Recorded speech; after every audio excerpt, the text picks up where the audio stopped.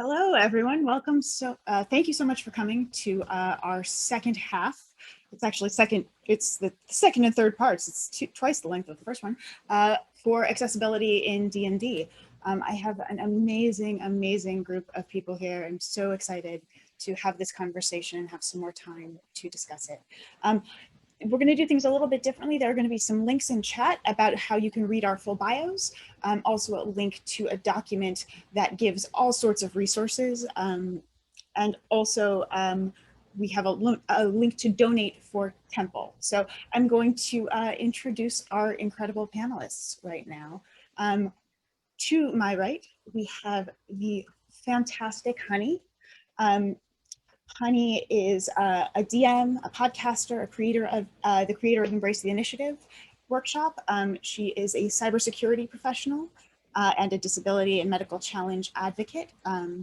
She is also a charity event organizer who uses gaming and internet safety education as ways to raise awareness for important causes. Honey identifies as medically challenged. And next we have, in the corner, upper right corner, we have Temple. Temple Smith is a blind accessibility advocate and sightling whisperer who also has end-stage kidney disease. He is a 40-year tabletop veteran who does a monthly AMA on Twitter and free blind accessibility editing passes for indie content creators. I'm about to pop a link in chat. Temple is looking for a kidney. So if you are interested in being a living donor, or can support that procedure because it is a complex and costly procedure, there is a link in chat as to how to do so. It should be working, but it is not. Give me one moment and I will make sure it gets up there before the end of the game. Oh, that's why. I will put it up momentarily. I will get right back to it, but I'm gonna put it in chat. Thank you, Venture Maidens has it. Thank you so much, mods. Next up, we have in the bottom lower corner, we have Alicia Marie. Alicia is, why do I not have Alicia's bio in front of my face? Alicia is a cyborg. She's an author, costume designer, and fitness pro who turned her love of super physiques, comic books, video games, anime art into a creative career. She works doing cosplay and fitness, all sorts of fitness stuff, and she rolls dice.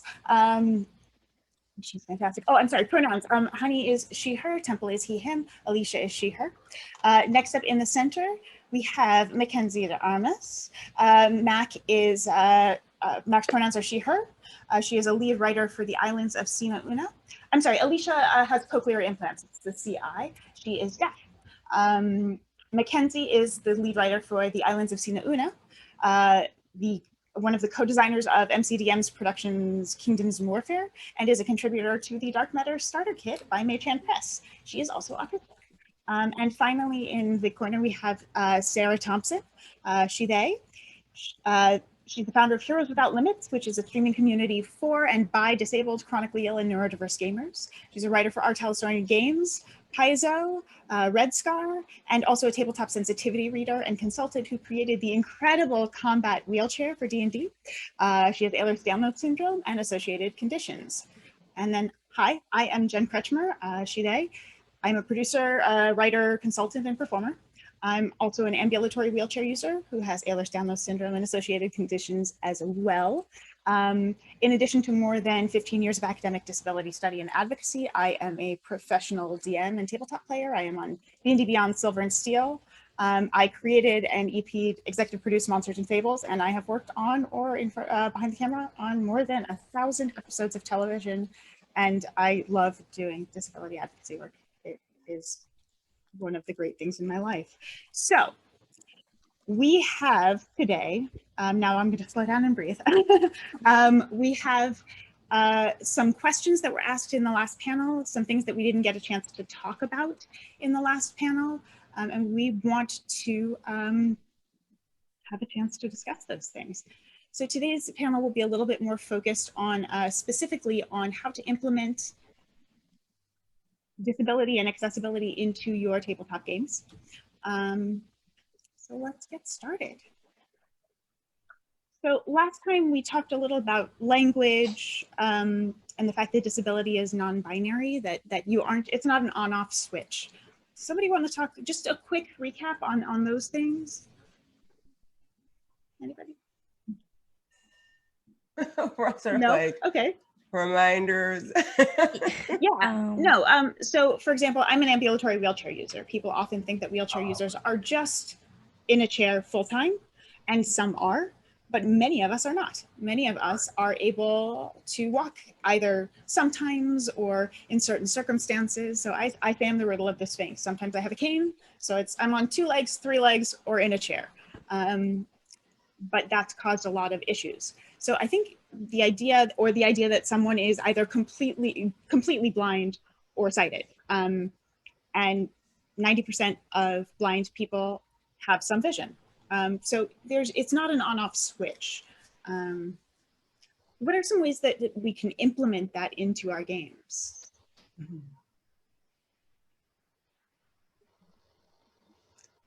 I know Sarah's like, go ahead. It was always that sort of thing that I do of instead of, do 5 senses, you do 6.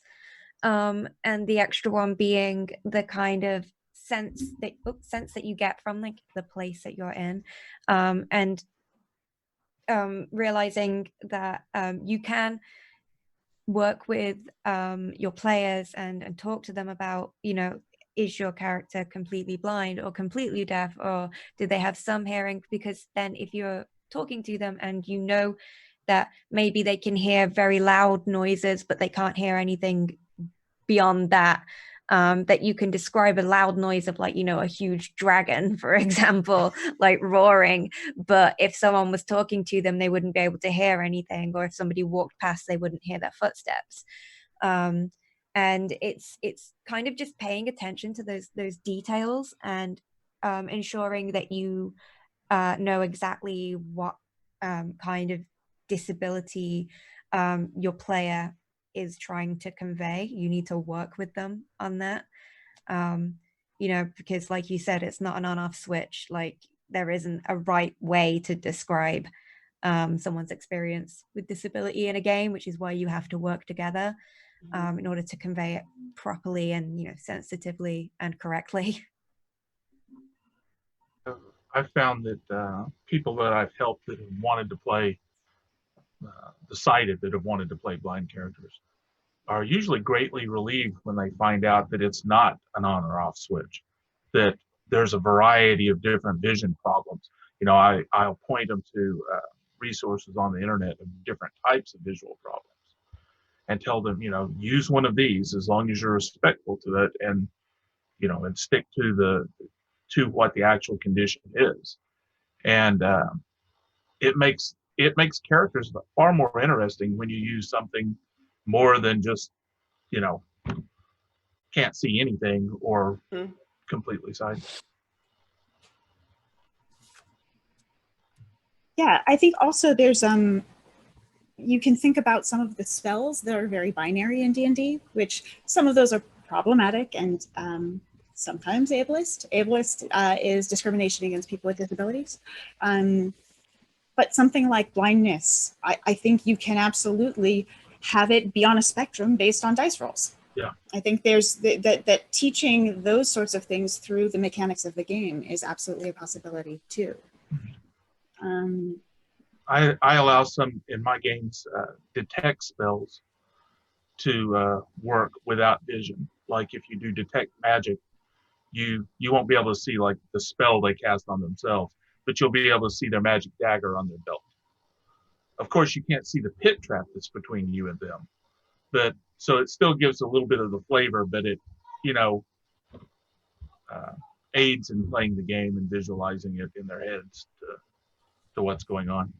Yeah, I think also I saw a thing the other day about using smell for detect magic, that different types of magic have different types of smells, which I think is really great. I mean, 5 senses is always better when you're describing things than not. It adds a lot of flavor to the game. I want to talk very briefly about medical versus social model, just laying out what those are, and language. I think many of us in this conversation identify as disabled, not as a person with a disability.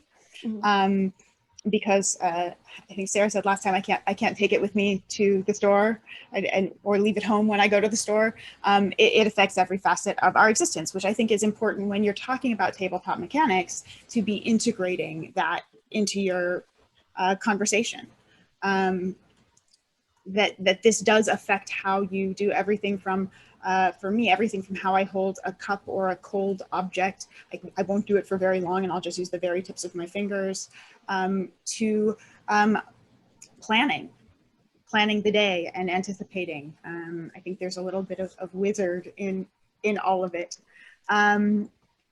Also, we are talking a little bit about the social model versus the medical model of disability. The social model is the idea that society is inaccessible, that the thing that is truly disabling is not our bodies, because those are normal variances in humanity, the same way being tall or short is, but rather that society is built to be inaccessible. The kind of older model that is still unfortunately very widespread is the medical model of disability. The medical model says something is wrong with you, you must be fixed, which is a really problematic trope. Which brings us a little bit to tropes and cure narratives and the things that we kind of want to talk about avoiding in game. And also then we'll talk about the social model and how you can use that to your advantage when you are designing worlds. So let's start with tropes and cure narratives. Well, for me, I mean, everybody pretty much knows that I am really new to D&D. So even just all the things that go into playing the game is baffle me. So this is adding this is another layer that I'm learning, and even dealing with my disability. For people who don't know, I have profound sensorineural hearing loss, and I'm legally deaf. Everybody sounds like Charlie Brown's, the adults in Peanuts.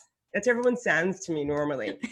And this is actually a good reason I'm bringing this up, because Jennifer just brought up the medical model of how people see deaf and hard of hearing people like they need to be fixed. How I'm able to participate in this forum and any D&D game is I had cochlear implant surgery last year in my right ear, and then 2 weeks ago I had it in my left ear. So I hear fine in this ear, but this ear everyone still sounds a little mechanical, so it's getting used to it. My decision to have this surgery was not because I thought I was broken. It was just I had late-term hearing loss. So I specifically had the feeling of losing something. People in the deaf community who came up in the deaf community with deaf family members, went to school, they learned ASL. That is a culture. It's a source of pride, and it's part of their identity. For me, it was just, there were parts of my life I did lose that I did want to get back.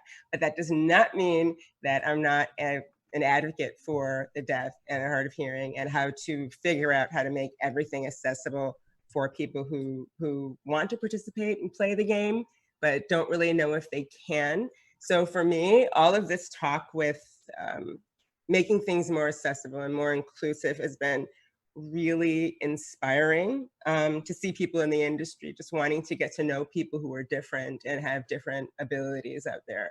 So while I'm speaking, I'm doing a lot of listening at the same time, because one day I do want to be a DM, and I do want people who do everything and are different and have the combat wheelchair. I think that's the most wicked thing I've ever heard.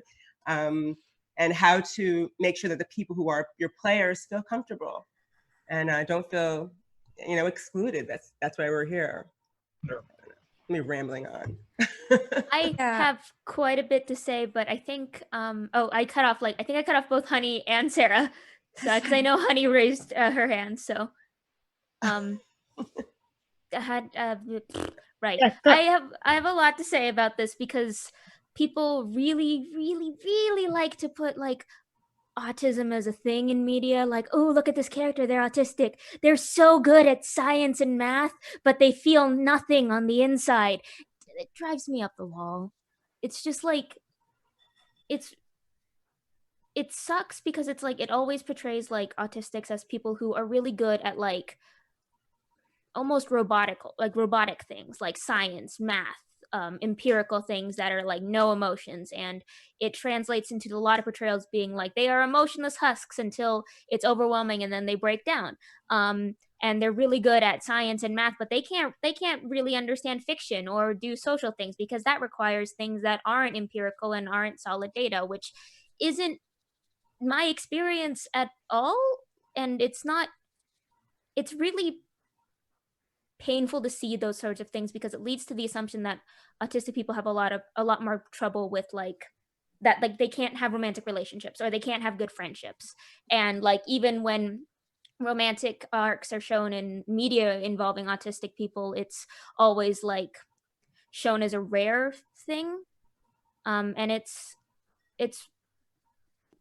difficult to sort of see that. And it also makes people getting diagnosed with autism a lot harder because they always expect, oh, you have to be really good at science or math. And that isn't the case from what I've seen. I'm okay. Like personally, I'm okay at math and stuff like that, but for me, it's more like patterns.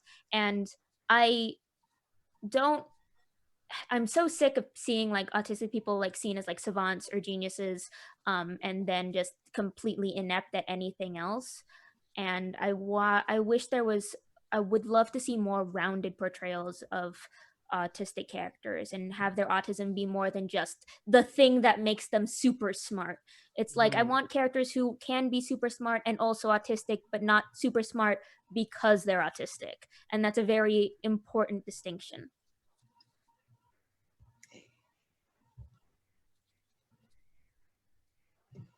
Well, one thing I think is, I'm sorry. Go ahead. Who was talking?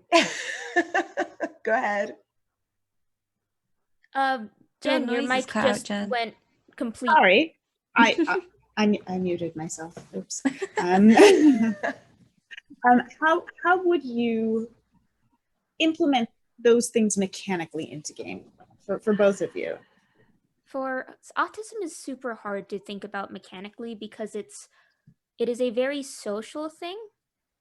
It's one of those things, at least for me, like my experience with it has always been through like when I interact with people, it makes like interfacing with people and reading people's expressions hard. For D&D, it might be like you just have an imposed penalty on like insight rolls because you just are struggling to read facial expressions, or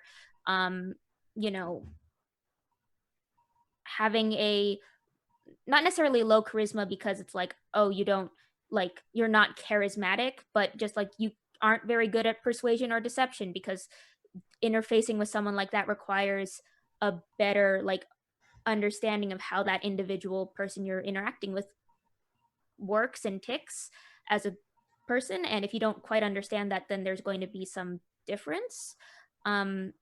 The other thing that and I've implemented this in my games with my partner, where if we enter a space that has a lot of sensory input, so like a crowded pub or like an area with lots of explosions, we make wisdom saves, and depending on how well or how good or how, it's never really a binary pass or fail. It's just more about how quickly are you able to recover from the absolute overload of sensory information, and how much time does it take for you to sort of recenter. If you roll really high, then it's like, okay, you were prepared for this, you knew you were entering into a space that was going to have a lot of people and a lot of sensory input, and you were able to prep for that and put in earplugs. But if you roll really low, then it's like you have to take 15 minutes and just be like, okay, I gotta recenter and refocus and prepare myself to enter into the situation. And those are how we've done it. But like we've saying before, the experience is different for everyone who has this. Not everyone's experiences with autism are going to be the same. So it's a lot harder to create a rule set for that because it's so varied across so many different people. And it would be more like it'd be more like feats, essentially. Like, oh, you just pick and choose certain things that fit your experience with it and from like a list. That would be mine, but that one's a very challenging to approach. Jennifer, do you mean like how to how to integrate characters that have certain disabilities or different abilities, or how to make the gaming environment more inclusive for players that are differently abled. Yeah, so I think both of those things are really important in here.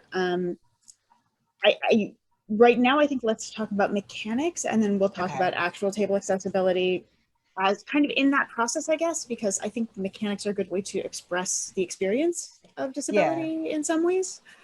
Also, I'll note that in the accessibility resource document that I've posted, there are a couple of different mechanical approaches to addressing different disabilities, neurodiversities, and chronic illness in game. There are a couple of different people's takes on it. But so like for you, Alicia, I'd be interested how you think that the idea of the way that the deaf community is a very special, unique community with a great deal of pride and sometimes even an insular, I'm signing, like an insular group sense, and how those are expressed in the real community versus how you could put that into fantasy. Like, I guess, like, I mean, the best expert for a character with a disability is going to be someone who has a disability, because they live with it and they know all the nuances and et cetera. So for a person who was playing a character that had, I mean, being open to suggestions and asking questions and making sure that you don't represent it incorrectly to the point where it's offensive is really very important. I'm trying to think. For me, and the thing is, I actually don't know ASL. I wish I did, and I plan on learning it. I plan on learning ASL because I think it's kind of a disgrace that I don't know it.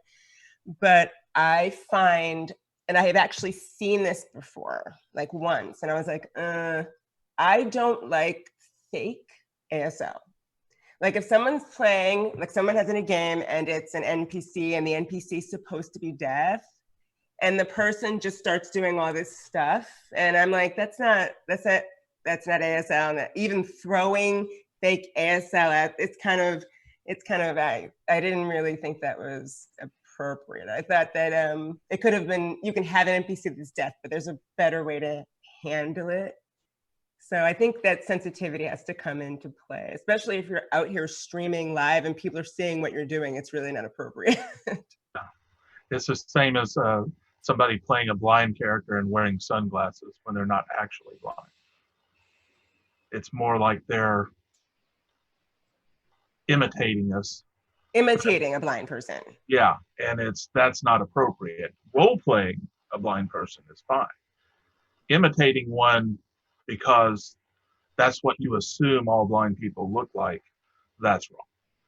Or doing, or yeah, it's kind of like what Mackenzie was saying when she was saying how she doesn't like how it feels to see what she is romanticized by film and TV and then brought into D&D in that way. Like she brought up Rain Man, that sort of thing. It rubs people the wrong way. So yeah, in entertainment we call it disabled mimicry.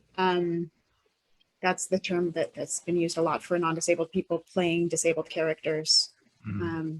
And it's pretty darn offensive looking at the numbers of employment situations. But I wanted to, since we're talking about characters, what are some other tropes that you have encountered with disability that you think are things to stay away from when you have disabled characters in your game? Blind people don't turn into Daredevil when they lose their sight. You don't get super senses. You just notice them more because you're not relying on your sight.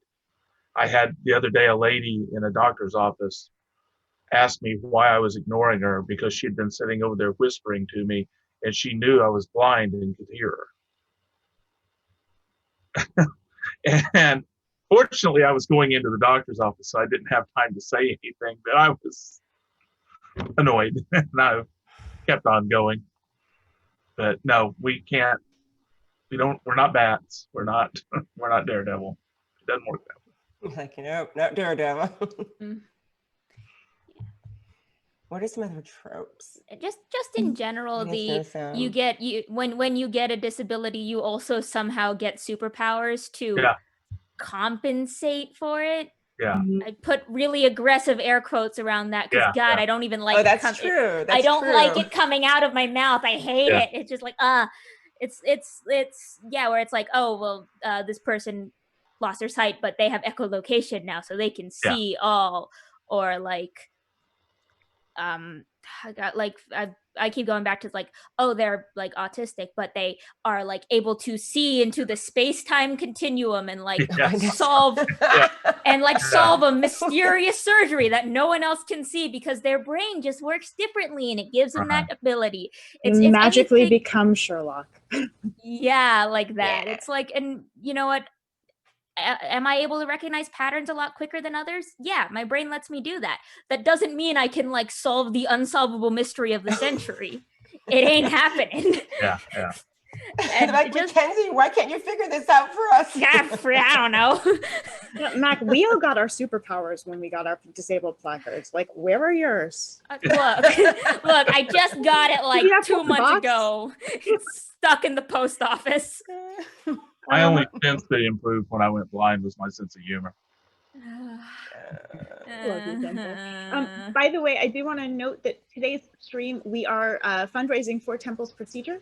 I'll put the link in here. Also, if you're interested in being a living donor, I do have a link for that I will put up as well, so that you can go get yourself go get tested for it. So please, if you'd like to donate and support the work that we're all doing, that is the way what we're doing today. I want to throw something out there. And I heard this once in a game, and I haven't heard it since. And I think it's because I give room for people to learn. I understand that we're human, and therefore we're, not infallible, and we're gonna make mistakes as long as people are willing to learn and listen. And I did hear someone use in a stream once, deaf dumb. And yeah, I was like, yeah, I think they were a bit older, so I was like, maybe I don't use that anymore. And also the term deaf mute, they're two different things. Like someone who is mute may be deaf, but someone who's deaf may not be mute. It depends on vocal cord development. So you just gotta, if you're gonna play or use, especially if you're gonna have an NPC in a game, you're gonna play, just make sure that you make people feel comfortable, because that really is up to you.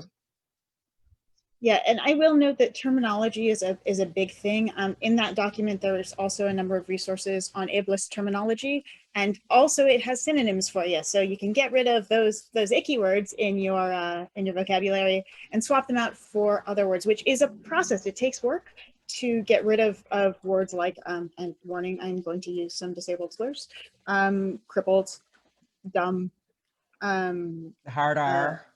Yeah, well, yeah, that one is yep. Even using autistic as an insult. I've heard that one used multiple times. Yeah, really? Stupid is actually a disabled slur, because it's an insult to intellectually disabled people. So those things are all, I have found that as I have eliminated those terms from my vocabulary, I've actually become a better writer and a more critical thinker with my language. So I highly recommend that you check out the Autistic Hoya, the Lydia Z. Brown's ableist language post, and then some of the other ones in there as well. Just even talking about the way we use turning a blind eye, or I'm deaf to that, is actually a negative connotation, which then influences the experience of disabled people because it is seen as a negative thing. So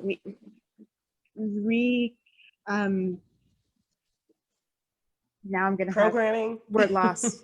Yeah, just the way we can reprogram. Yeah, but the world on the way we use our language will influence and improve the lives of disabled people and help erase some of that stigma where people are just terrified of disability. Horror tropes, all based in disability. The asylum, the crazy person using a wheelchair as an empty wheelchair as a shortcut for something bad is happening. There's horror happening. Also on that front, the faker, the disabled faker. which ties to the non-binary thing. Mhm. Let's see. Yeah, I get accused of faking at least once a week. I have glasses on. I couldn't possibly be blind. Oh Yeah. yeah, that's right. Uh, You know what? Actually, that's interesting because this is totally random. I was in a supermarket like 2 days ago, and there was a woman who was in a wheelchair, and she was coming down the aisle, and we kind of moved over so she can go down, and then she stopped her wheelchair and she stood up to get like a box of cereal or something. And of course, I knew it that it's these two people standing in front of her. We were like, oh, like she was like faking. And I was Yeah. like, people don't understand what an ambulatory wheelchair user is. So Yeah. frustrating. It's like, wait, Yeah. it's 2020. It's 2020. The people are different now. People have different abilities and disabilities and can do things and do things. I was like, she probably can walk a couple steps and then has to sit back down.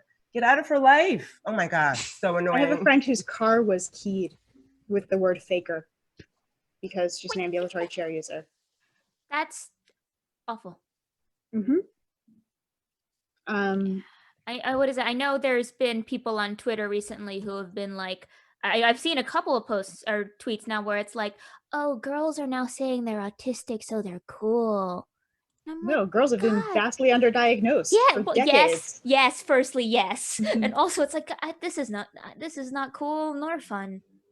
No, I'm saying this because it makes me navigating the social hellscape that is Twitter slightly easier. If I go, hi, I'm already struggling because it's Twitter, but also I'm extra struggling because I don't get social cues sometimes. Please just be patient. But that one is, I've seen that a couple of times where it's like, oh, now it's people are saying it for the clout and like you're not actually autistic, and I'm like, but how do you know, you douchebag? It's true. I'd like to start moving into how to build. I mean, while we're on mechanics, I want to talk to Sarah about your incredible combat wheelchair.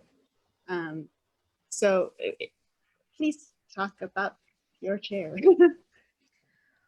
Yeah, well, the combat wheelchair was something I started in my final year of university because, you know, I'm great at time management and thought I'm studying for my finals. Now's a great time to commit myself to a really like big working project.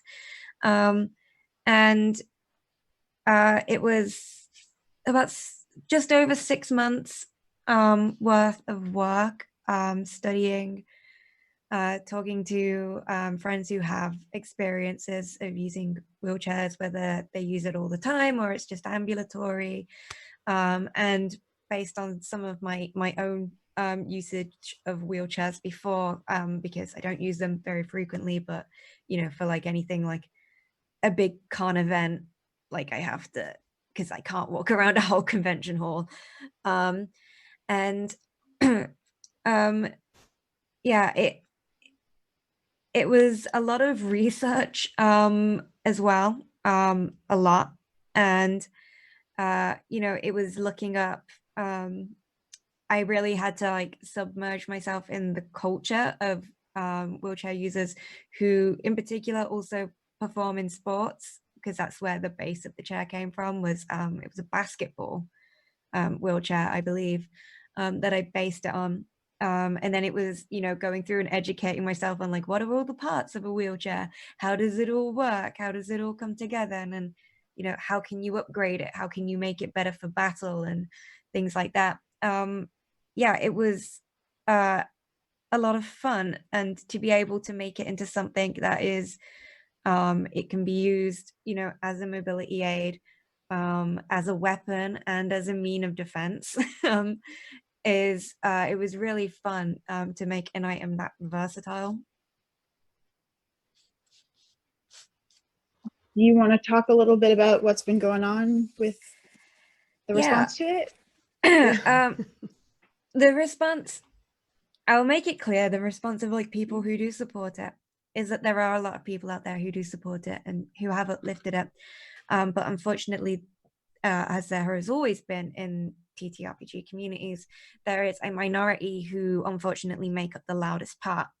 And I have had death threats from sock puppet accounts. So it's not like I can report them because it's not a real account. This is just something somebody made for a message. I also just get the same rhetoric over and over of questioning, to the point where followers have made a combat wheelchair bingo card, and we would just respond to it with the crossed off thing that they just addressed. Wow. That one's really fun. And yeah, it's yeah, I think there was someone who's kind of prolifically known for being a bit of an asshat in the community and making very sexist things, made a video on my chair, and said it was me putting an agenda in, and that it was representation for representation's sake. It doesn't need to be there. And people in the comments were like, I bet she has never played a tabletop role-playing game, they say, as I am a published author, and have worked with Art Alsorian Games and Paizo, and now Red Scar. It's just, people will claw at any reason to not include the chair. And I made it very clear on my D&D Beyond interview as well, because obviously they wanted to focus on the positive side of it. And Todd was like, it's been overwhelmingly positive. And I was like, it really hasn't, but you're not the one who's dealing with the death threats and the same crap over and over again on Twitter. And I have to make sure people know that this is what the community is like. And it's like I've always said, Dungeons and Dragons and TTRPGs in general have a very bad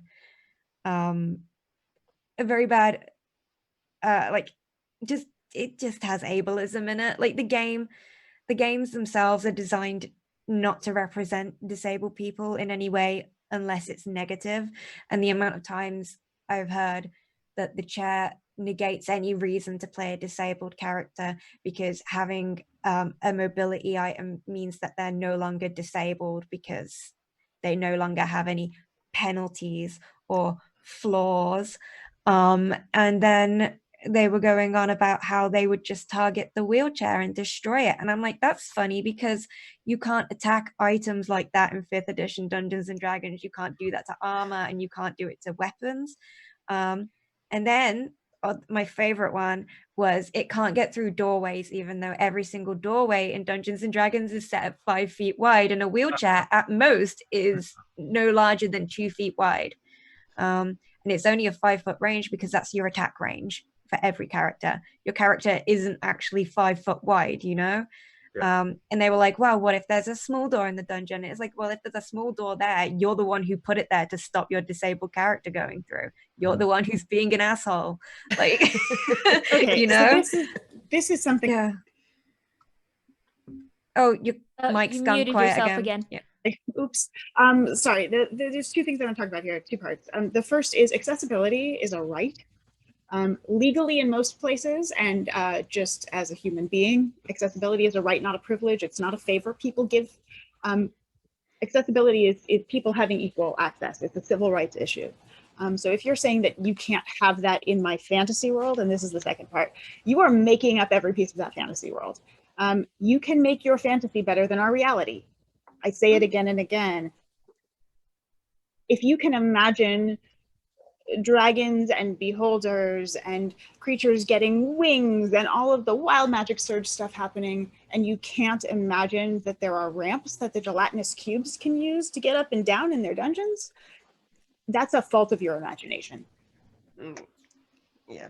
And people are like, well, dungeons aren't wheelchair accessible. I'm like, the last I checked, a dungeon isn't character accessible, but you still put your characters in there. Yeah. Like, because that's the whole point. Dungeoneering is a thing. It's not like going to the supermarket. You dungeoneer, you go, and it's the struggle. And then my favorite thing was yesterday, I got accused of racketeering against Wizards of the Coast because I said Wizards should speak out and talk about this because it's ridiculous, and they haven't spoken out about it still. I know people at the company have, but like, it's not the same as the actual company acknowledging.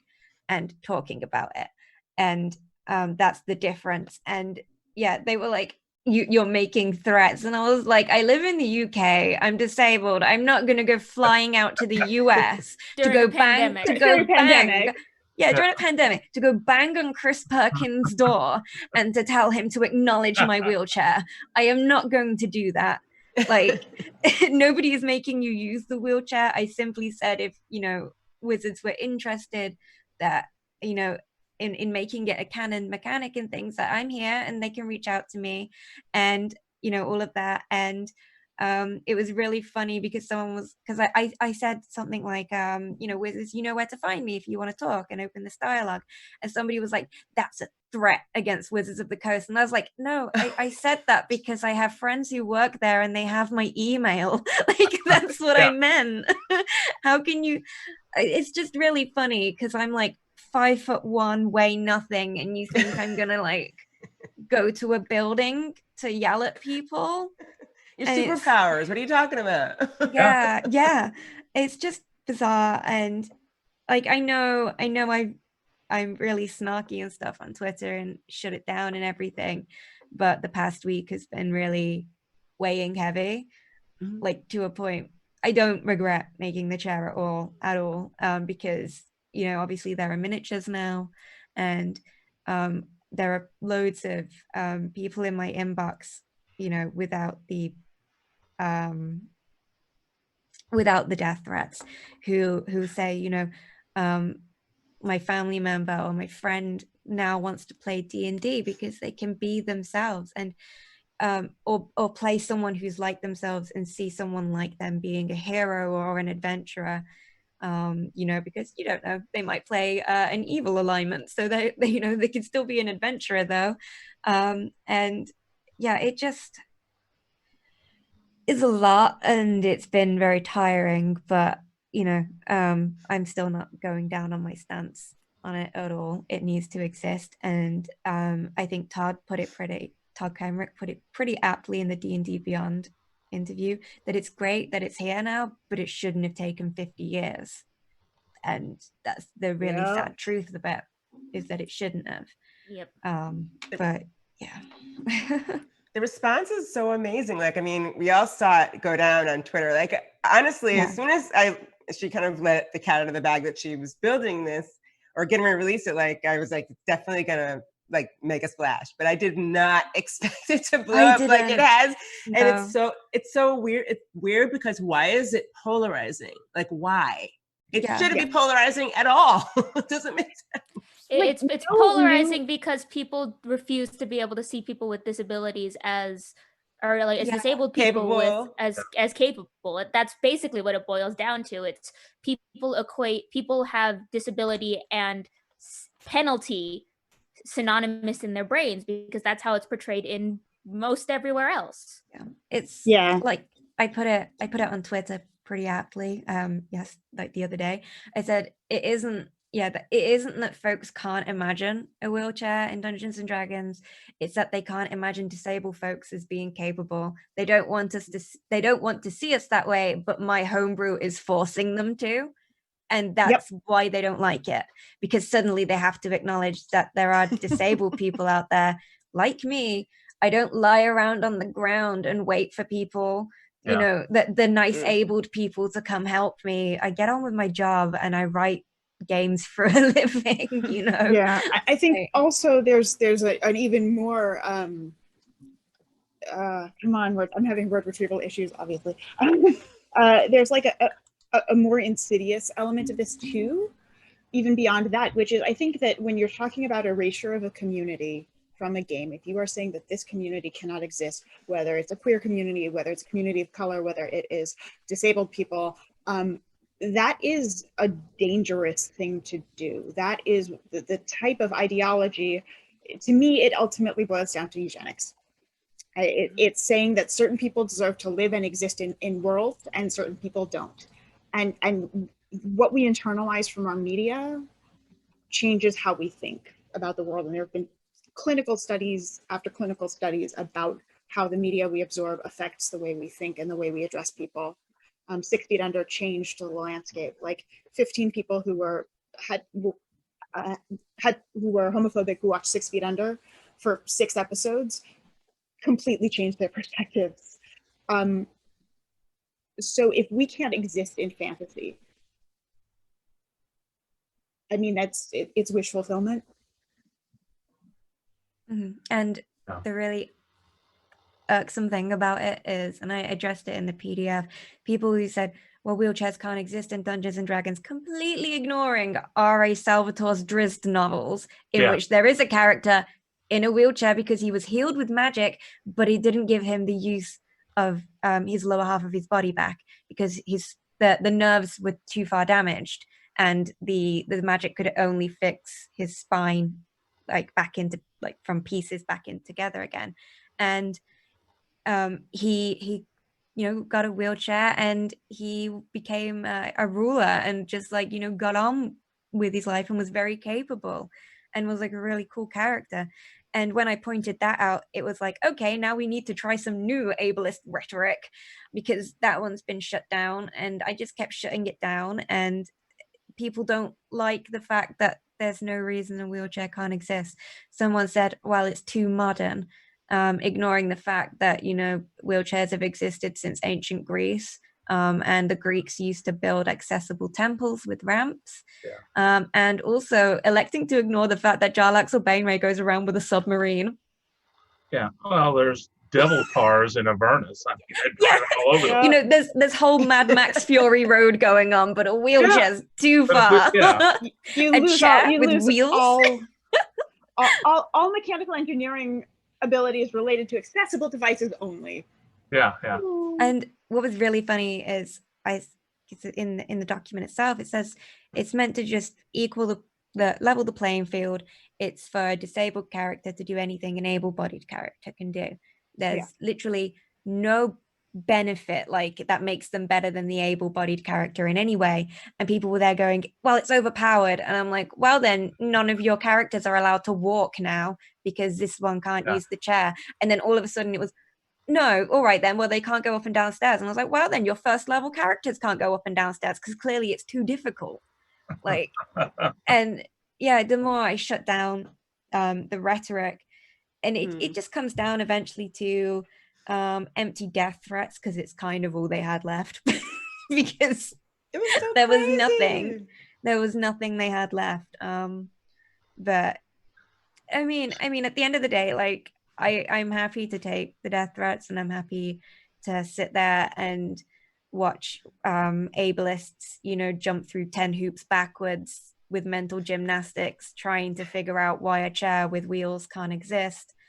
But it's there for the people who I made it for, and they love it, and they've got miniatures now that represent them.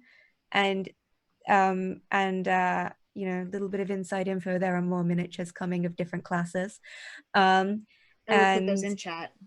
We've got a really cool bard looking one, but it's very exciting.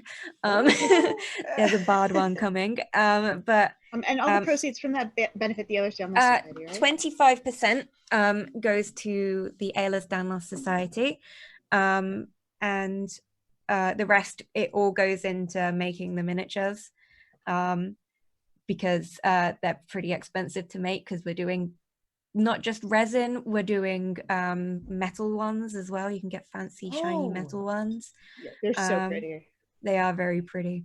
And yeah, I made a change in D&D, and at the end of the day, I'm happy that people who use wheelchairs, ambulatory or otherwise, and their friends who support them and have listened to their friend be unable to, or disinterested in playing Dungeons and Dragons because they feel it's not for them, can now play it and see themselves and get to be a version of themselves in a game where they can be in a wheelchair and cast magic, and if they're really feeling brave, tie a strike a dragon, and if they want to, that's up to them, and they can add upgrades to it and make it their own. And that at the end of the day, that's what I set out to do. And it was 6.5, probably a little bit more months of an absolute passion project, and I love doing it, and that's all that matters. So I think that sort of segues really well into one of the questions that's been asked in chat today, which is, what are your thoughts on a non-disabled person playing a disabled character in D&D? So the first thing I'm going to say is you should absolutely check out the Fate Accessibility Toolkit, which is in the links. It is a resource created by many disabled authors designing mechanics, they explain their experiences, and the mechanics are specifically for Fate, but they are very, very easily translated into other systems. And what you learn from those writings is so spectacular. So for me, I'm happy to have people try and understand the experience as long as they approach it with respect. And if you make mistakes and learn from them, I'm okay with it. If you intentionally are using it as an excuse to perpetuate ableist behavior, to have disabled villains all the time, to use disabilities as a shortcut for infantilization, like, no. But if you're gonna go and have your character who's very cool be even cooler because they're disabled and using an awesome prosthetic, or, you know, then I'm all for it. Yeah, and if anybody is interested in playing a blind character, I'll work with you all you want to help you figure out how to play it respectfully and do it right. I helped Greg Tita learn how to play his for the clerical error campaign that they had. I can help anybody. If I helped him, Lord knows I can help anybody. yeah, I think it's also important as well is if you're able-bodied and you want to play a disabled character, you know, you are going into it being sensitive and taking it seriously, is to remember that sometimes you will be told that something you did or said was ableist, and don't take it as a slight against you, because ableism is so ingrained. Even I've caught myself doing something ableist. Like, I really struggled with internalized ableism until I was about 20, 21, you know, and I'm only 23, so I'm only a couple years out of being in that headspace. And to be open to it, take it as an opportunity to learn and to better yourself. And also as well, the really big important one is if there is a disabled player at your table who isn't comfortable with you playing a disabled character, don't argue with them on it. Just don't play the disabled character.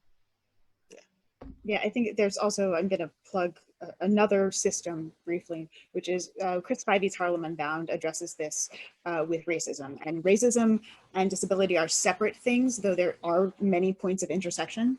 But I think the way Chris addresses the idea of playing someone who is different than yourself and the importance of supporting work by people from marginalized communities is so, so beautiful. I can't recommend that book highly enough. And it does, you know, Lovecraft obviously has saneism and there's some mental health ableism stuff there, but I think the way it's all addressed in that book is so extraordinary. It's the best gaming book I've seen maybe ever.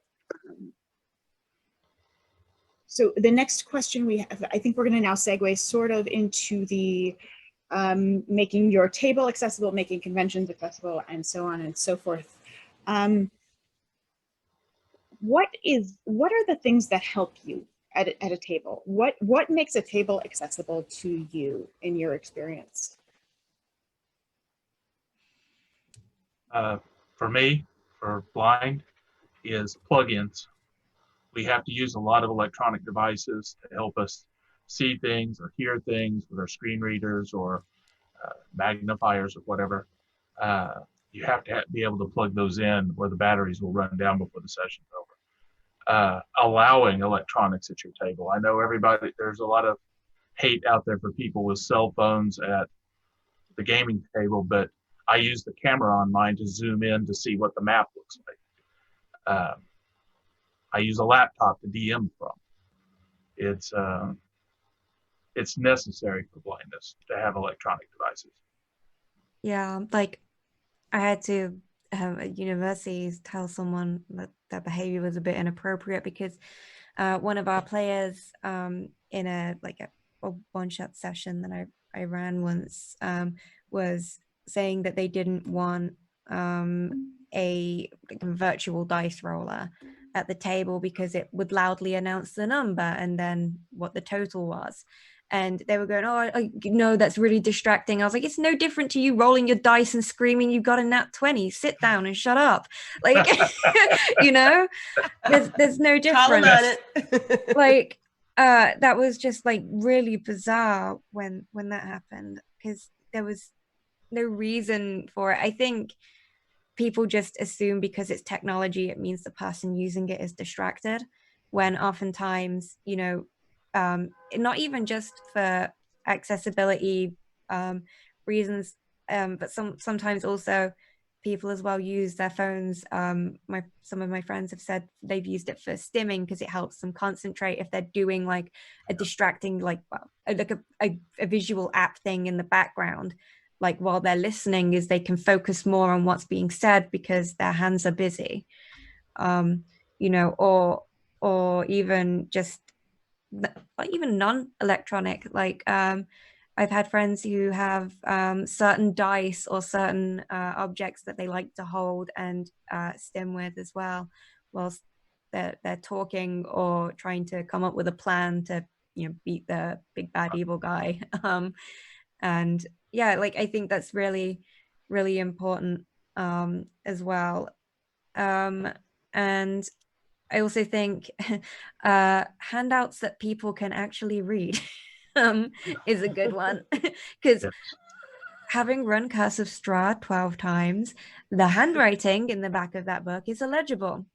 And like, I don't have any reading comprehension issues or cognitive issues in that way, but it's like I always print out a plain text version, but also an open dyslexic version now as well, with, you know, like a high Dyslexic is a background. font. It's the font we're using for this panel. Yeah. Yeah, you can download it from their website for free. You know, you can also donate as well to them for it, and you basically just like download it into your Word you know, program, or you can download it into OpenOffice. LibreDocs as well, I think, also supports it, and you just download it into it as a font, and you can just type in it. And you can also get, I think on their website as well, they talk about layout some pages that are a bit more accessible as well. Yeah, also having things in something like a Google Doc where people who use screen readers or need to adjust font size are able to do so is also a super accessible way. I think too, one of the things that's really important is ask about accessibility and make it clear that people can come to you, but no one is ever forced to disclose anything they don't want to disclose regarding disability. Mm-hmm. But if someone asks you for some sort of accommodation, it's really important you honor it. Honey, I'd love to hear what's important for you in terms of accessibility at a table. So this For is me? something. Oh, for Honey. Oh, so this is something I am very passionate about, because when I came into the gaming space, I did not know it wasn't a norm to discuss what is needed in your space. In fact, when I was getting my first table, some of my first questions were, how far is the table away from any accessible plugs? They said, well, do you have technology? I say, I might not, but someone else may.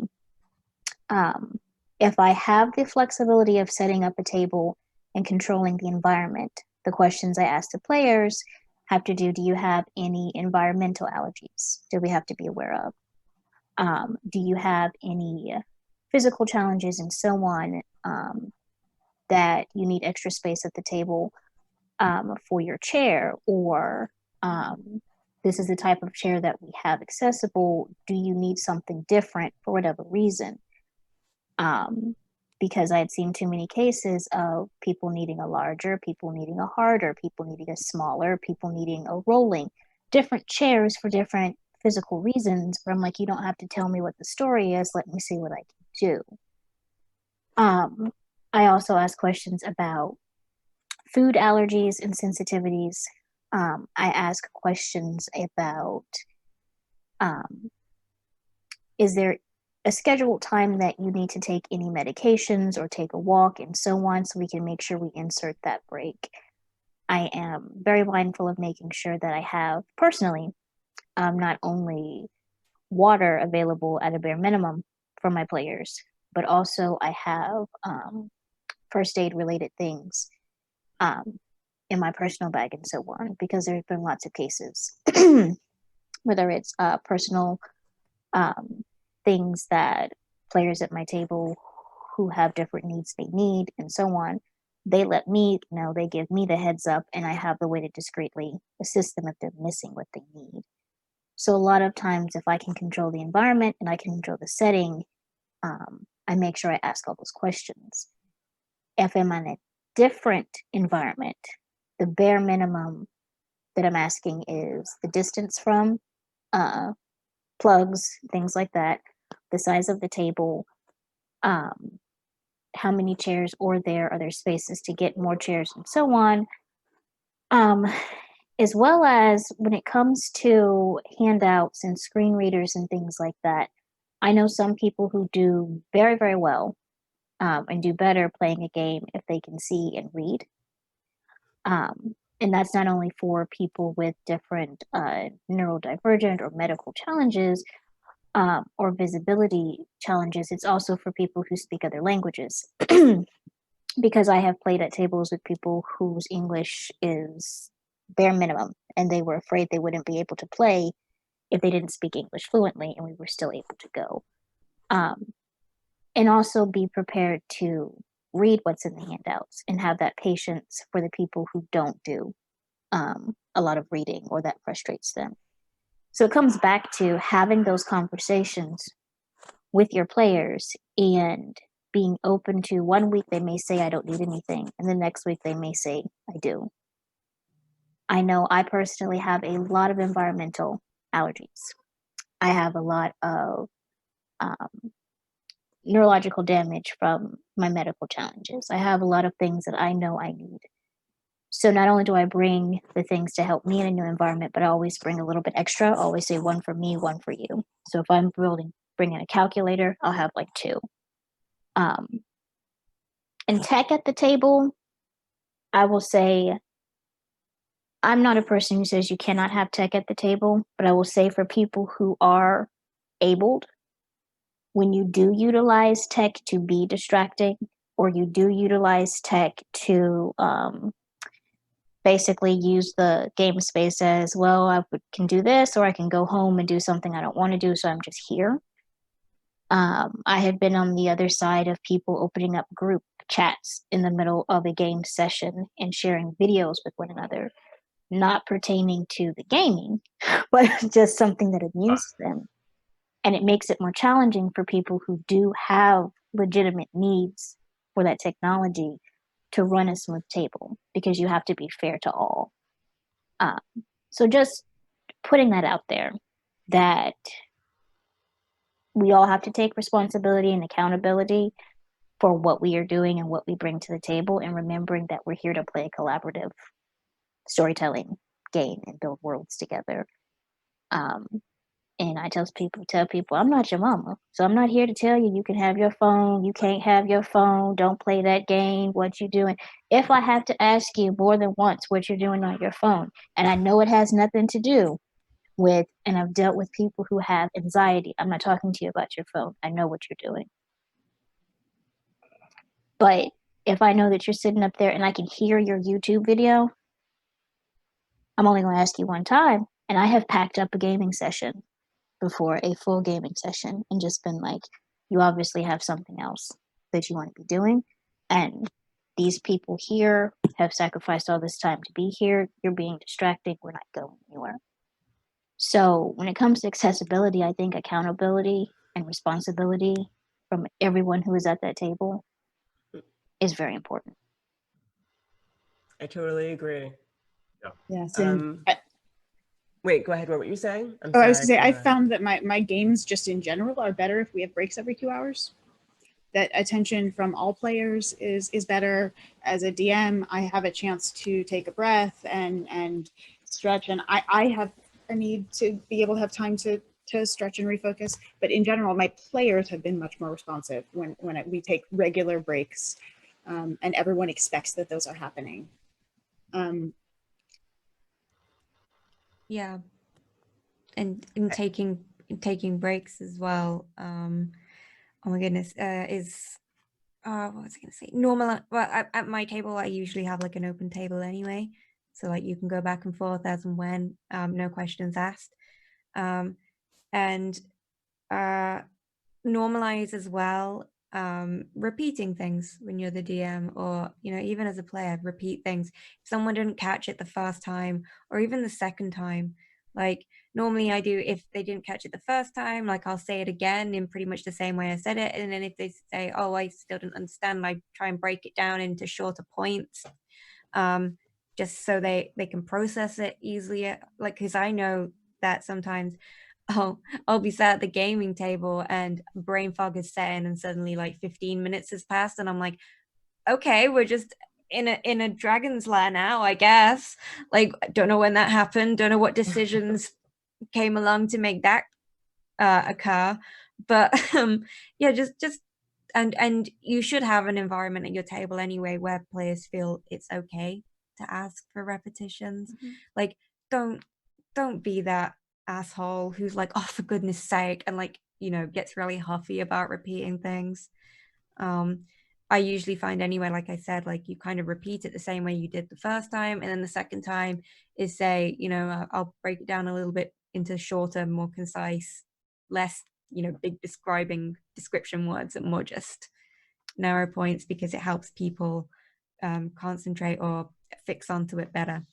But yeah, it should be, both of those things should be, I think, normalized, a bare minimum. Even if all your everyone at your table is able-bodied and neurotypical, like those two things should be standard. That you take a break and you are open to people asking for repetitions of things, because your games go a lot easier when everyone's kind of focused and on board.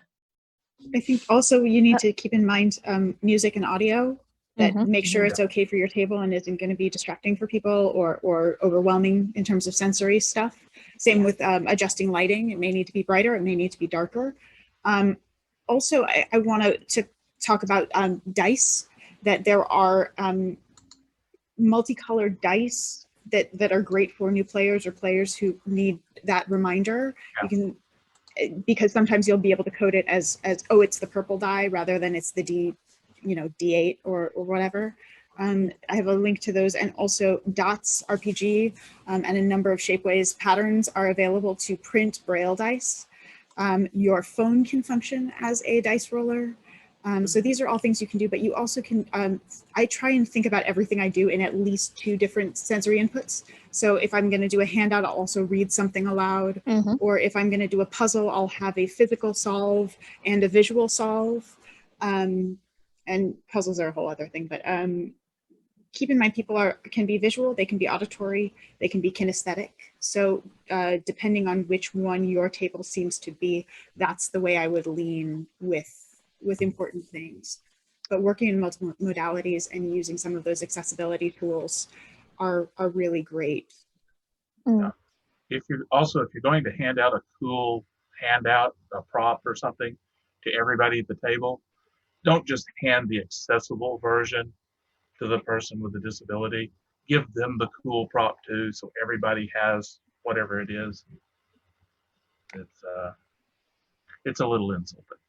Yeah. And one thing I did want to say here, as someone who does the Embrace the Initiative workshop, as a DM, a GM, a storyteller, whatever the system that you like running calls you, do not be afraid to be honest with your table as well about what your needs are.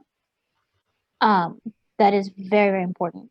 If you're going to have to repeat things, not necessarily because someone else didn't hear you, but because you're having a brain skip, or I'm always very open with my players about how sometimes I misspeak. I'll mean to say village, and instead I will say valley. And sometimes people will understand because of the context, but in my head, because I thought village, I thought what I said out loud was village, and that's not what happened. So I tell people, when you correct me, I am not offended. It doesn't make me feel like you're trying to control what I do and what I'm saying and how I do it. It actually helps me, So establishing from, your session 0 what everyone's lines and veils are, what everyone's accessibility needs are, what everybody's concerns and schedules are like.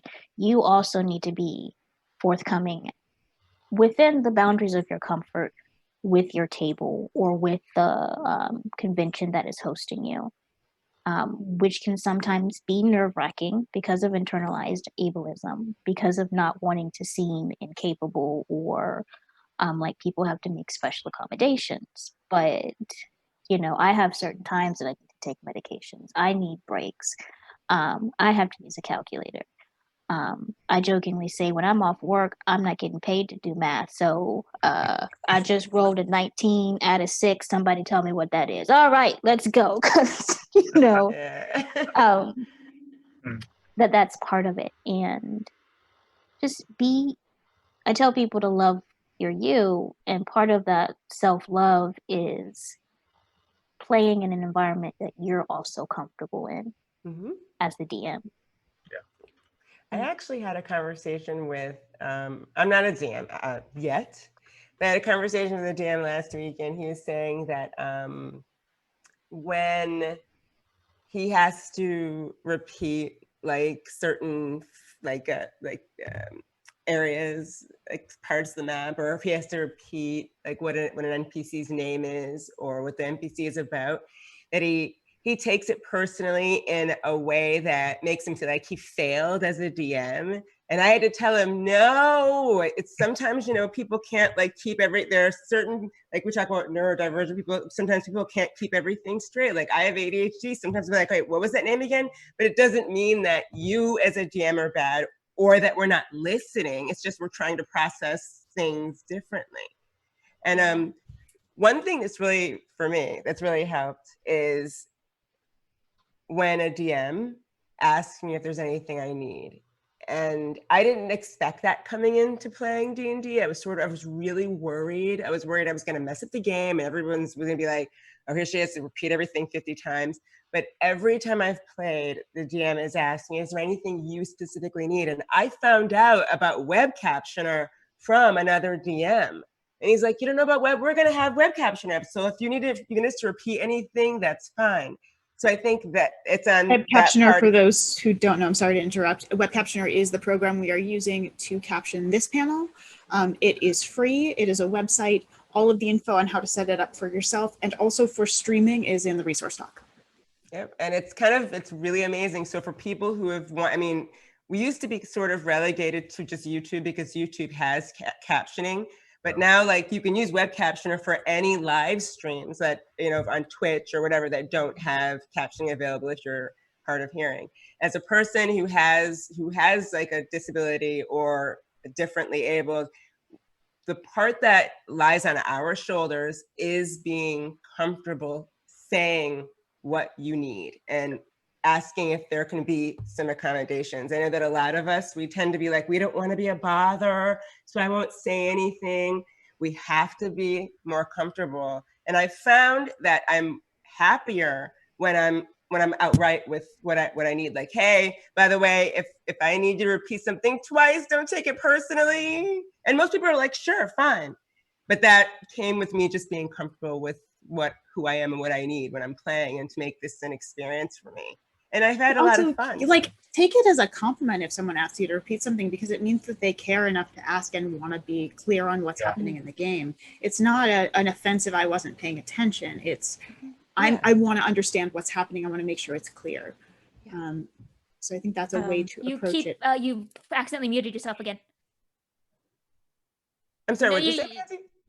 No, Jen, you're still muted. Oh. Okay, yeah, she is. I should be good. She is.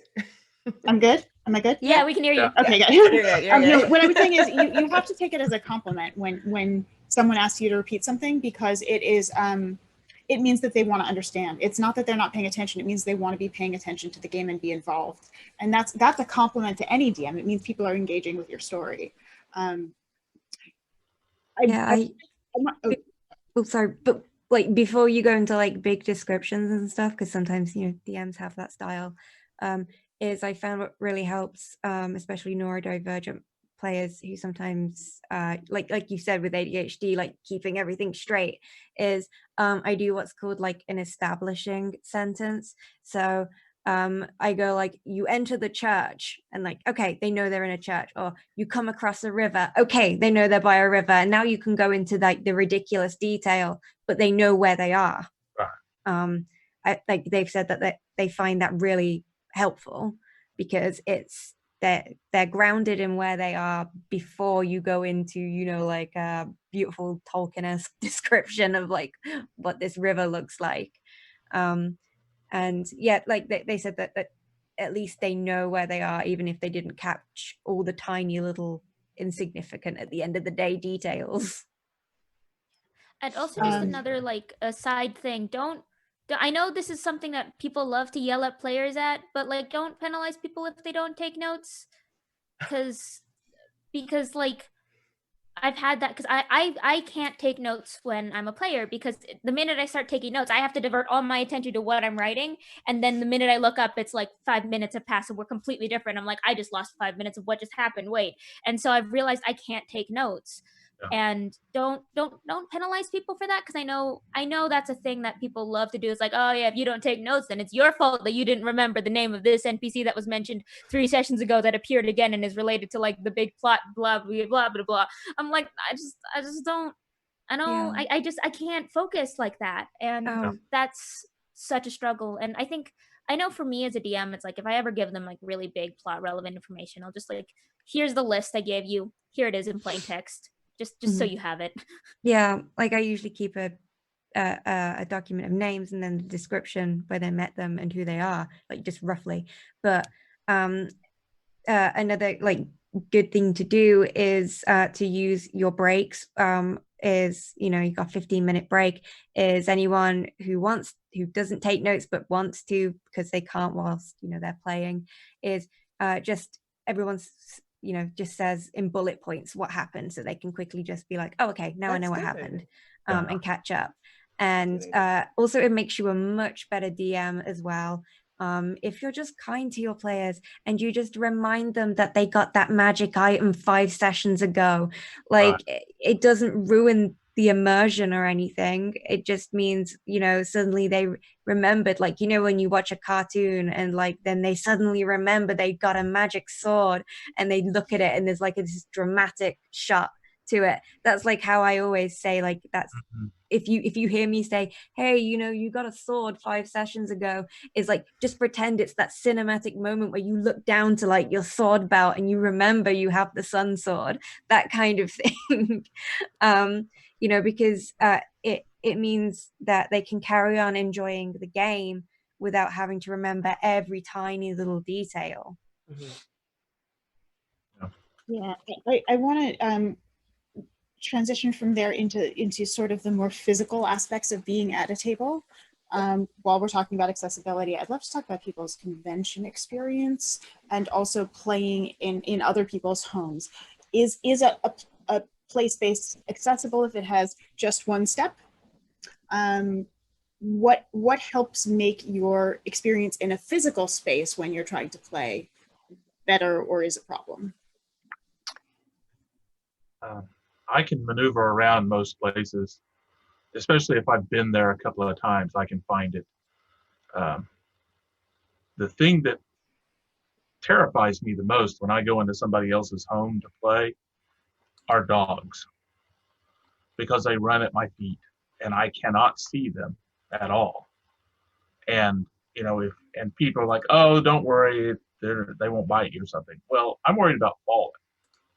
I'm 6'2". That's a long ways to fall. And it's you know, most of the places I've been to play, they help. You know, they'll move everything out of my way, so when I'm going to go sit, you know, I can go sit. If I'm the DM, I'm sitting at the head of the table or whatever, or wherever all the plugins are. But things like dogs or animals that might get in your way, they need to be put up someplace so that there's not the possibility of an injury from a fall or whatever. I think that's where that allergy question also comes in, because there are some people who are very, very allergic to dogs or very, very allergic to Yeah. cats and so on. I Too. have a policy where I will not play in a space that is not accessible. As in I will not run games in a space that is not accessible. And that's not like, oh, my friends and I want to do a quick pickup game, so we're in somebody's house and we play, but anytime I'm running games for groups of people and it's going to be organized and it's going to be scheduled, I've had the good fortune of being able to say, even if it's not convenient, okay, we're going to meet at the clubhouse that's attached to my apartment because I can control the space. I can rent it without having to pay any money. I know I can DM there without getting ill because I have things like allergy to dust. And it's not just, oh, I sneeze, but like my nickname was Canary in the Coal Mine. If there's any environmental allergies around me, I break out in hives. It's not like medically I need to go to the hospital, dangerous for me, but it makes everybody uncomfortable, including myself, because why are your eyes leaking or why is your face swollen and it's not cute. So at the same time, I make the same considerations for my players. I also make sure that it is wheelchair accessible, even if I do not have people who are in a wheelchair.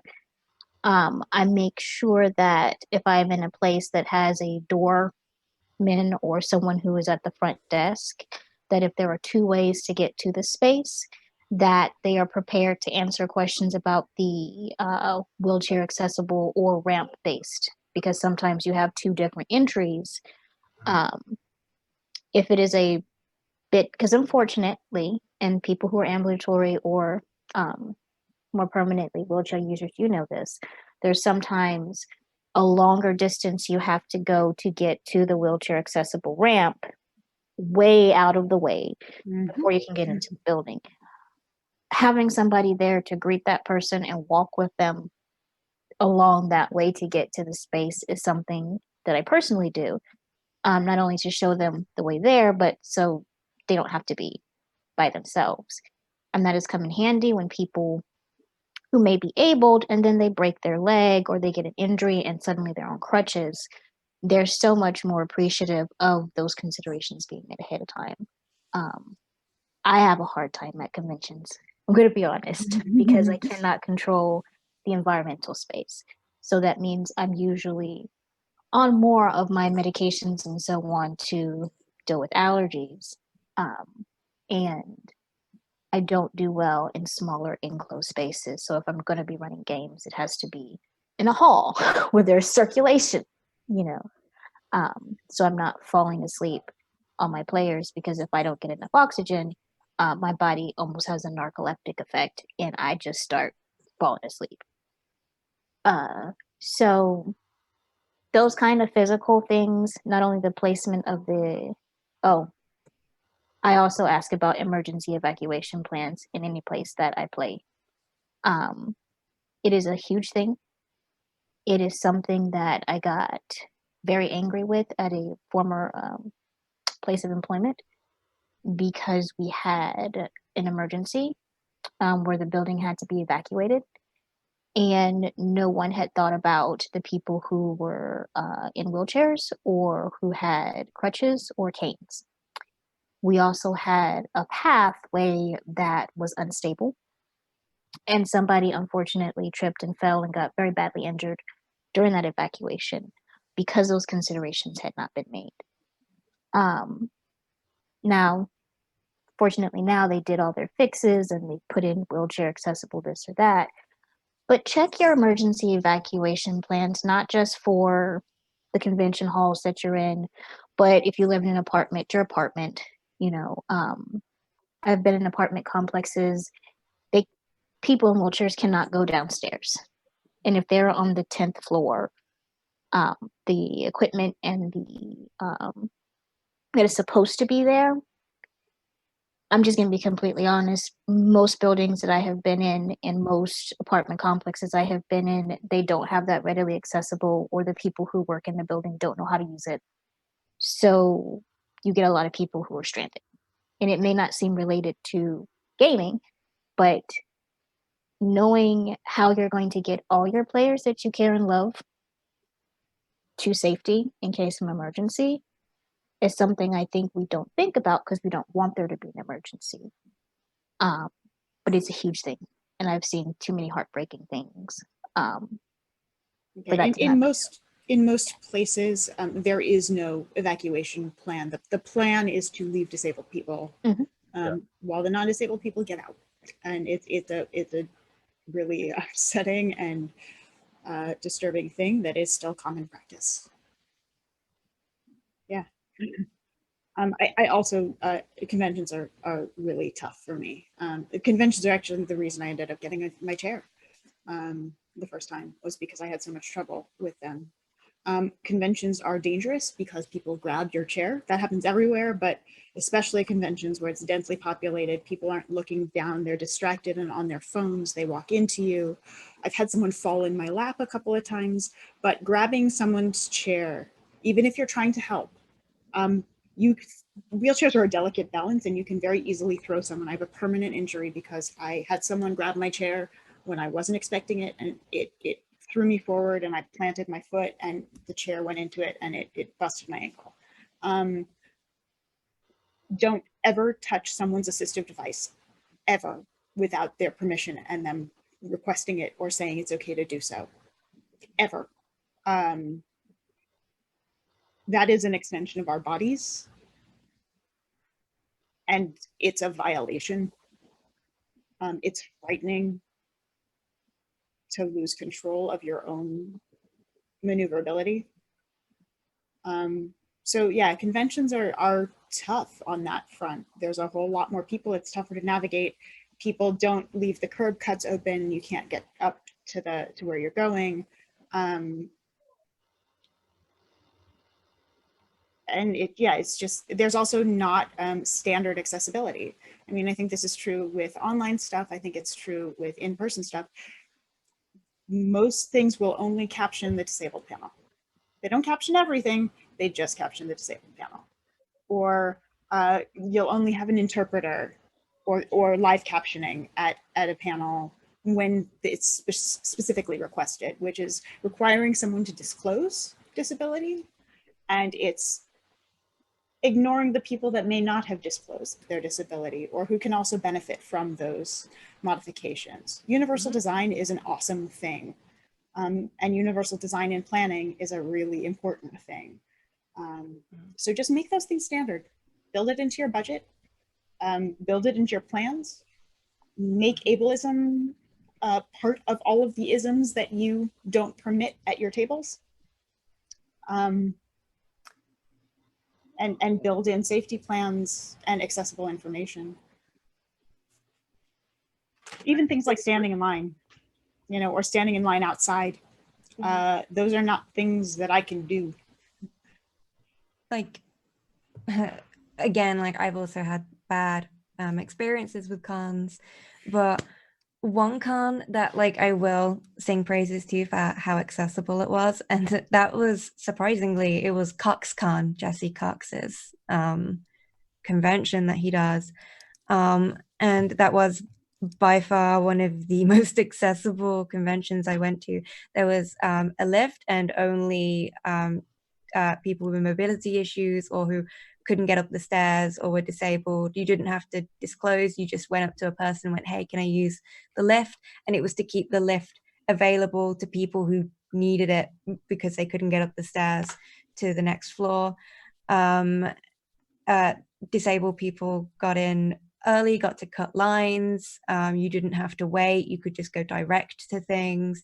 Everything was very spaced out as well. Like, because obviously you go into like halls and stuff and the tables are really close together where people are selling things, and then you've got those queues and stuff you've got to navigate through, and it was all spread out. And yeah, it was, I genuinely had a great time, and I went for a whole weekend, and I found myself far less exhausted than I did when I went for one day to London Comic Con. Oh. I did London Comic Con one day, and I was tired then for the rest of the month. And but CoxCon, I did a 3-day weekend, and I was only knocked off my feet for about a week, really, and I didn't really feel super exhausted. So that's like the only convention so far I will sing the praises of for being accessible. Yeah, also restrooms, please do not go in the disabled stall. There is only one of them, and if you're using it as a changing room, it means I'm going to be sitting there for 20 minutes trying to wait until you're done putting on your corset so I can go pee. It's so infuriating. It's so infuriating. And One thing I wanted to mention. Do you have to go, honey, or? I'm about to head off, but I wanted to talk right briefly to what you just said. Remember that there's a lot of people with invisible disabilities. And again, just because you don't see someone around you who, what you would say, quote unquote, looks disabled, keep that in mind when you are in that restroom situation, or the entry or the way for people who are disabled and so on. You've got people like, I'll say myself, who have a lot of skeletal issues and so on. And sometimes the way the handicap stalls have been designed is the only one I can actually go in and use. But to make the assumption because you don't see someone in a wheelchair or some crutches and so on that you've got this 5 or 10 minutes to go in and do a quick change, just be mindful. But yes, I'm going to have to bow out a little bit early. Thank you so much. Do you want to just let people know one more time where they can find you? I am Honey, aka Honey and Dice. You can find me on Twitter at Honey and Dice. You can find me on Instagram at Honey and Dice, but there is nothing there. I just didn't want anyone to take the name. I run games, I play games, but I'm mainly just everyone's biggest cheerleader. Remember to love your you, and if that's hard today, for whatever reason, that's okay, because it's okay to not be okay, but it's also okay to be okay. Surround yourself with people who celebrate your successes and support you through your challenges. And if you cannot reach out to anyone who fits either of those categories, you can always DM me. I've got a heart and a virtual hug for you. So remember to love your you. Love you so much. Thank you so much for being here, honey. You're amazing. You're so wonderful. Thank you so much. One thing I wanted to bring up with as far as how to make a table feel more comfortable. For people who are hard of hearing, definitely like the lip read is utilized for people who can't hear. So being able to see everyone's faces is super important. Being okay with repeating yourself. If someone says, wait, what was that again? Not acting like exasperated if someone says, can you repeat that? But being able to see everyone's face is important. And this is the third thing. And this is gonna like kill some people, but music. I know people love music because it helps to add some nuance to the game. It gives kind of flavor. But if you have someone at your table, a player that is hard of hearing or deaf, a lot of times background noise throws everything off. And if they're wearing a hearing aid or any sort of assistive listening device, forget it. The music is gonna pull forward, and all the voices are gonna pull back. So the person's gonna be like concentrating the entire game. So for us, music is not a plus. So I'm not saying don't have music. I'm saying that if you have someone at your table that does have a hearing disability or the like, maybe ask if music is okay, because God, there are so many times and I'm like, I wish they would turn that off. As well, with deaf and hard of hearing people, if they ask you to repeat something, do not shout slowly at them. Yeah. Do not. It is rude and condescending. You think you're helping, but you're not at all. And it also as well, like, it attracts the attention of other people who are either around the table or at the table. You know, it puts that person on the spot, and like you're essentially singling them out as being a problem rather than helping them. You're doing the complete opposite. Mm-hmm. Similarly to looking at people and things, keep in mind there are a couple of different cultural elements to both the deaf community and the neurodiverse community that involve things that may be a little bit more taboo or uncomfortable for a non-disabled person or a non-deaf person. So it may be more eye contact than you're used to. It may be more closely looking at you or tapping you. It also may be not looking at you, looking away, looking at a fidget toy or a phone. Those are things that are cultural elements of those communities that you may not be used to. That's worth keeping in mind if you are new to this. But also that's something you can bring into your games, is that if you have a culture or a community that is a disabled community, you can have unique cultural aspects to that when you learn about some of the cultural elements of the autistic community or the deaf community. Yeah. I can't remember who it was written by. There was a blog I was reading about a blind person who it made able people uncomfortable at the table, that once they got used to knowing someone or wanted to know someone, they would sometimes face read as well, like, you know, using their hands and ask permission first, obviously, you know, can I touch you and stuff, because some blind people do prefer that, because, you know, they then have some idea to them or concept of the person they're talking to, and it helps them with communicating. And they were talking about how it was they kind of got, you know, singled out because they asked very politely, you know, to this person they wanted to be friends with about it, and the able-bodied person got really rude about it, like unnecessarily rude, and it kind of put them on the spot. You know, so just be aware, like you said, that there are cultures and practices of different disabilities that may seem strange to you as an able-bodied person, but they aren't strange at all to the person who uses those methods of communication and things like that. And it's just be aware. You know, not every blind person uses face reading, but and not every deaf person uses lip reading, but it's something you should be aware of when you are running games at your table. I want to, there was a question about disability aids, similarly used magic items that you think you could offer in your games, or are there things that you shouldn't put into your games? And also, I think I want to touch on, last time we had a question about the term differently abled. So I want to touch on both of those things quickly. For blind, playing a blind person, a good old-fashioned quarterstaff works fine for a cane. And working out,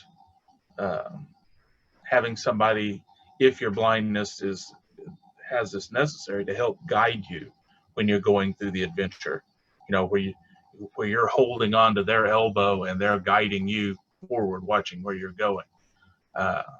It's never okay to grab a blind person and drag them someplace unless there's a dragon about to set on them or something.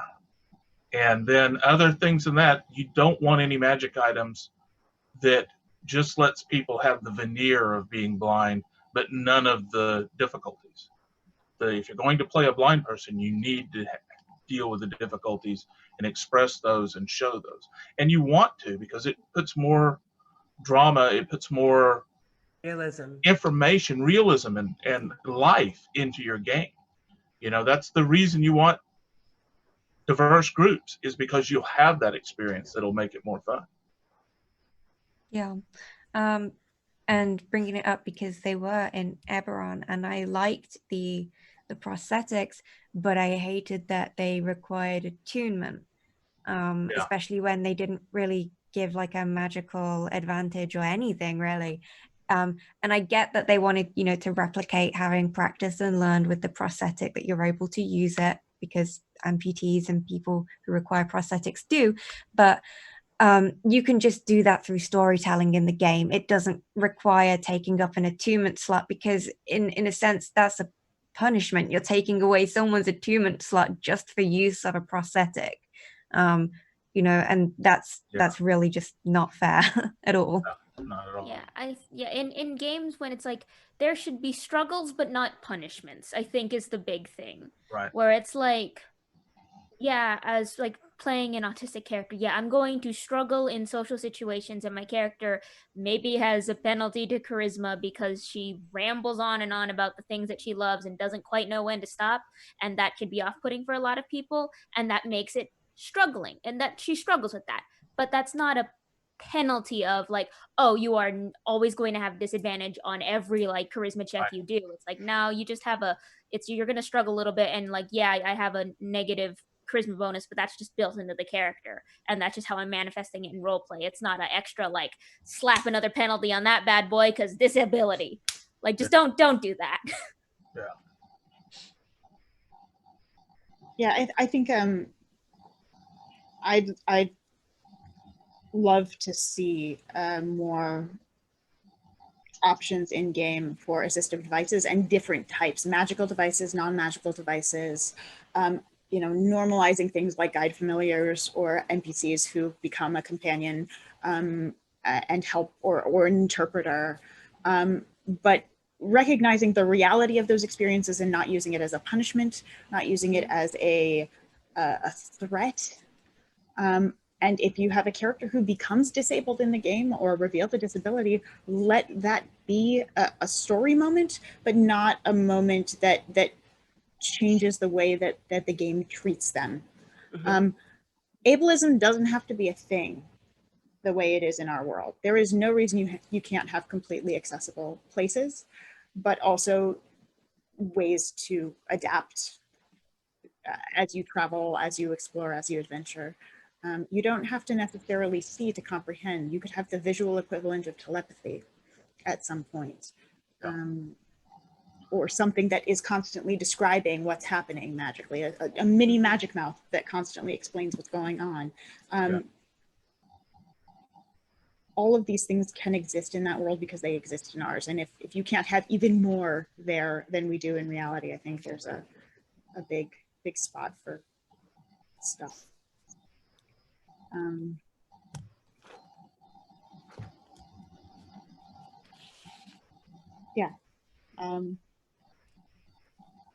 In terms of things you should stay away from, I think a lot of it's just doing your homework, and I think it's using things as punishment. It's saying, oh, if you're using a prosthetic, you can't do X, Y, and Z, because that's not how they work. They allow us to do these things. As well, if you're going to role play a disabled character, whether it's a PC or an NPC, don't give them things like tics or speech patterns just because you think they sound funny or they're amusing to you. It's gross, and I've seen it happen in in live streams and in podcasts. You see it happen on TV as well, and it's upsetting because it's being used for laughs. It's not being used to convey anything about that character. It's just because somebody wrote it and thought it was really funny. Just you can have an amusing disabled character. You can have a disabled character who's a bard who wants to be a comedian. That's fine. But when you make them the butt of every single joke and make the things that they do because of their disability or things about their disability like funny, and you mock it, then no, that's wrong. Like you can be funny and disabled, but you're not funny because you're disabled.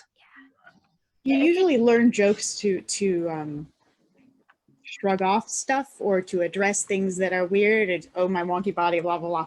But if you're doing that, that's one thing, but it's very different than mocking it. And using the artifice of disability as a way to get a laugh from the table. It's a lot of it always is do things like, it's always like, and disability, like a character is blank and disabled, and not blank because they're disabled. And I think that's the big thing, is nothing should ever be like, oh, because this person is disabled, they have penalties, or because this person is disabled, they're funny, or because this person is disabled, they're really good at this. It should be they're really good at something and also disabled. There shouldn't be that correlation like at all, because that's just not, like, disabled people are all varied and different, and so there should never be a correlation between a character trait or an ability and being disabled, because that's not how it works necessarily Yeah, it's in real part life. of everything we do in our lives. Yeah. But it's not the only thing we are. Don't make it when you're doing your NPC build and you're going, this is the trait that this character is unique because they, you know, gesture with their hands a lot. Whatever you assign to non-disabled NPCs, that trait should not be, they are disabled for your NPC. We are unfortunately almost out of time, so I'm going to go around and have everybody answer one last question, which is, what would you like to see in the future of tabletop gaming? And also just like, where can people find you? What in published materials, in new systems, what would you like to see? So we'll go around, starting with Temple. Blind accessible virtual tabletops. None of them are. None that I've found. And most of them don't even make a stab at it. They just go on with it and ignore the fact. And I realize that sounds, you know, I realize to the people that make them, they think, well, blind people aren't going to use something on this, but we're not all totally blind. And you can make them accessible. You can make it so you can change the font size on things so you can see it, or the background so that if you're visually impaired, you can see it better. Or the screen reader would work on the damn thing even. You know, there's so much stuff that you could do. Yeah, we're probably not going to be moving the tokens around the map, but everything else is a part of it that we can use. And it would be really nice to do that, because I've been on a lot of live streams that use, well, I won't say the name, but that use a virtual tabletop that I can't use at all. And, you know, everybody else on that show is using it, and I'm sitting here rolling that dice on my desk. And it shouldn't be that way. Just to tag on to that, Temple, you'll be pleased to know that you can get the quick start rules for the Hellboy TTRPG. You can change the background, the font size, the font color, everything. It's all changeable. You can actually use it. And I believe it's also screen reader friendly, or it's going to get a version that's screen reader friendly. Because the people who are making it either know disabled people or you know, are disabled people as well. Yeah, so that got me really excited. Yeah. Oh, awesome. Yeah, that's There usually also it's done is when somebody that's making it knows people with disability. There also are links about how to publish accessible content on DM's Guild in the document, but please check. And also for websites, it's all in there, as well as all sorts of goodies. But what was the Temple? You just said something that, like, what did you just say? Screen reading and changing backgrounds. No, I lost it. It's all good. Okay. It was probably brilliant knowing me. It was something super awesome. Oh, it was about knowing people with disabilities. People think they don't know anyone with a disability. We're 1 in 4 in the population. We are 25% of the population, and that number is going up right now with what's happening in the world. We are the largest minority in the United States. So that's the thing. Let's go to Sarah. What was the question again? What would you like to see in the future of TTRPGs, and also where can people find you online? Oh, Temple, where can people find you? Oh, I'm at Blind Temple on Twitter. I would like to see, because everyone talks about disability supplements for games, and that's great and everything, but I would just like to see core books starting to put in disability stuff. Yes. That would just be great, and to put it in as stuff that's actually, you know, balanced and reflects disability and isn't just you take a penalty or take a flaw. Oh, I hate when they call it flaws. I hate it so much.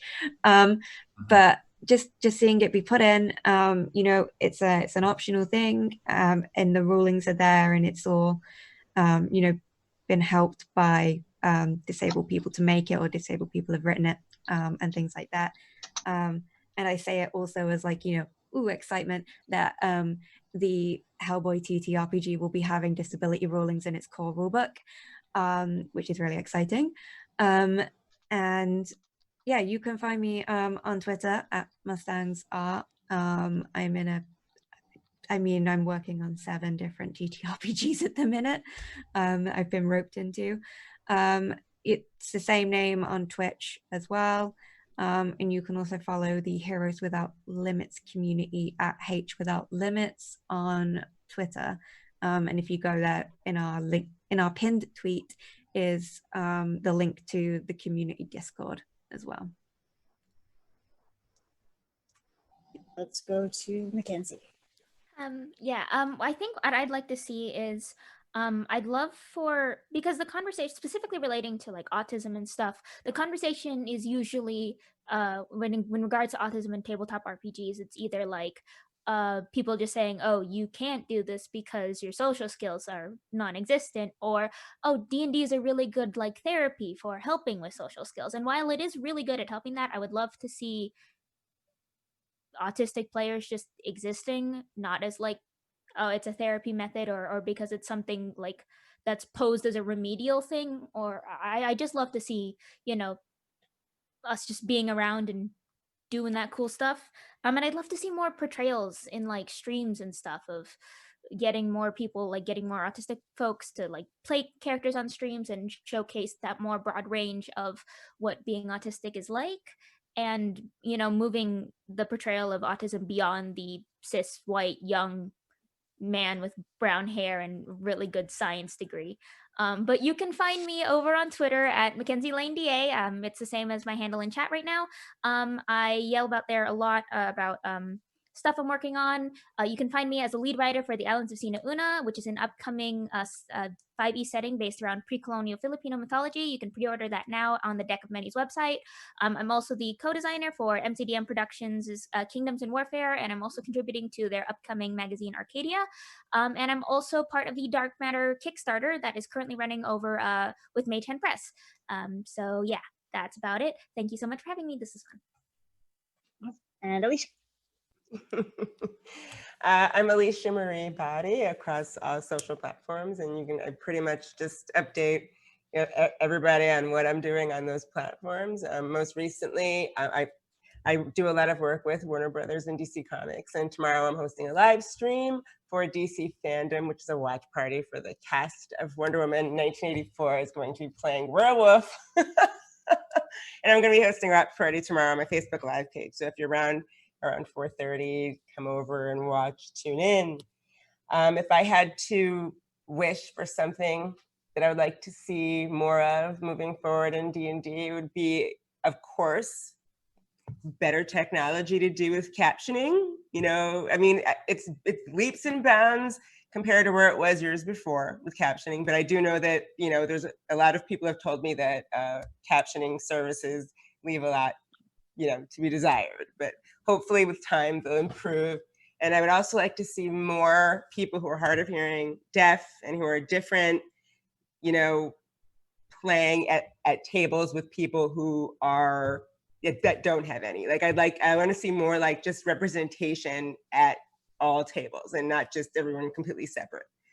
So it's really just understanding what inclusion means, and it's really just, you know, understanding that and respecting people's differences and respecting them. So that's what I would like to see. I love it. And I am Jen Kretschmer. You can find me on Twitter as DreamWisp, Instagram too, and on Twitch as DreamWisp Jen. I am on D&D Beyond's show Silver and Steel, which is Tuesday nights on the D&D Beyond channel. I also do a bunch of writing, acting, consulting, producing, all the things. I would love to see